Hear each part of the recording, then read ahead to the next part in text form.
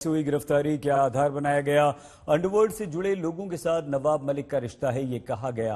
आधार ये बनाया गया।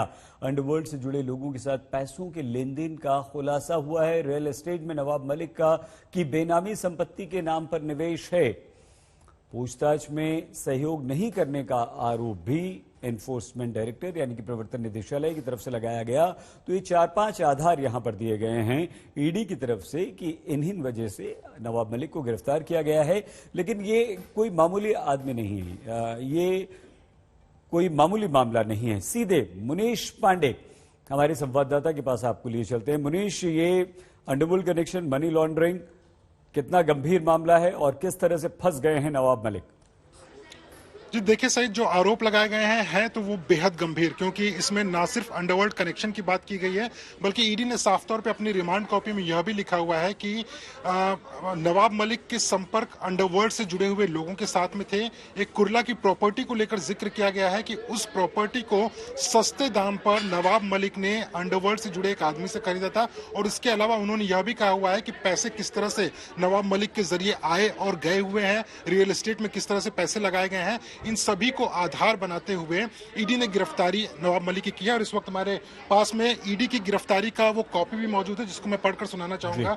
Whereas I Neeraj Kumar, assistant director जो कि इस मामले के जांच अधिकारी हैं, enforcement directorate zone 1, Mumbai, have reason to believe that mister Mohammad Nawab Malik, resident of Kurla, Mumbai, has been found to be guilty of an offence punishable under provisions of Money Laundering Act। यानी कि जो नीरज कुमार जांच अधिकारी हैं उन्होंने साफ तौर पे अरेस्ट ऑर्डर में लिखा है कि उनके पास में ऐसे सबूत हैं जिसमें कि prevention of money laundering act के तहत नवाब मलिक को आगे कन्विक्शन आ सकता है, इसके लिए वो गिरफ्तारी कर रहे हैं। आगे उन्होंने लिखा हुआ है कि जो उन्हें power prevention of money laundering act के तहत दिया गया है, इसकी वजह से वो नवाब मोहम्मद इस्लाम मलिक को गिरफ्तार कर रहे हैं। आज की तारीख का ये अरेस्ट ऑर्डर है 23 फरवरी 2022 और जो केस है वो 2022 जनवरी में लॉन्च हुआ है।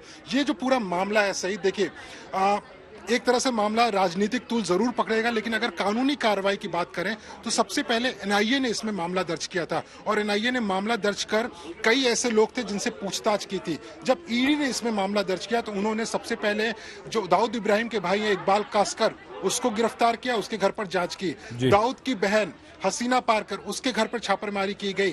कई ऐसे लोग थे कुर्ला में रहने वाले, सलीम फ्रूट वाला, उनके यहाँ पर छापेमारी की गई। तो 10 से ज्यादा जगह पर छापेमारी की गई और ईडी के जो अधिकारियों ने हमें जानकारी दी है उनके मुताबिक जब उन्होंने इनके बयान दर्ज करने शुरू किए उसमें नवाब मलिक का नाम सामने आया। लेकिन ना सिर्फ बयानों के आधार पर बल्कि जब उन्होंने इसमें पैसे के लेन देन को लेकर सबूत इकट्ठा किए, उसके बाद आज सुबह ईडी की टीम नवाब मलिक के घर पर पहुंची, वहां पर 1 घंटे पूछताछ की, दफ्तर ले आया गया। और जब ईडी को लगा कि वो सही जानकारी नहीं दे रहे हैं और ये आरोप है फिलहाल के लिए कि वो सही जानकारी नहीं दे रहे थे, तब ईडी ने गिरफ्तार कर लिया है। लेकिन इस जांच की आंच ना सिर्फ नवाब मलिक पर रहेगी बल्कि ऐसे कई राजनेताओं पर आगे आ सकती है जो कि महाराष्ट्र सरकार में इस वक्त हैं। और इसी वजह से जो केंद्र और राज्य सरकार के बीच में मौखिक लड़ाई चल रही थी वो और भी ज्यादा तेज हो सकती है आगे आने वाले दिनों।